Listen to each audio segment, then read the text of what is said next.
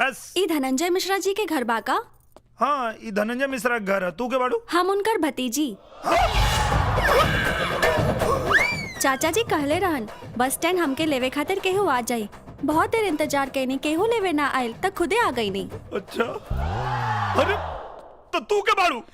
वही तो मैं कब से बोलना चाह रही, लेकिन तुम मेरे को बोलने ही नहीं दिया। अच्छा, तो तू धनंजय मिश्रा के भतीजी ना हो? नहीं। अरे तो पीला सूट पहन के कहाँ आ गेलू? ये पीला सूट मेरा, ये मैं पहन ली तो क्या गलत की? गलत? अब पूरा गलत कर देलू तू। अब इससे बड़ा गलती क्या करूँ? बस स्टैंड से लेके यहाँ तक सामान ढोआ देलू। हमका तो कुली रनिया और ए बेचारी के नाश्ता। हाँ, नाश्ता खा गेलू कर।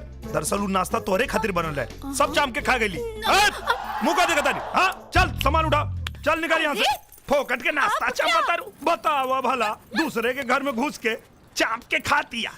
वाह वाह वाह वाह, उल्टा चोरा कोतवाला को डांटता जी।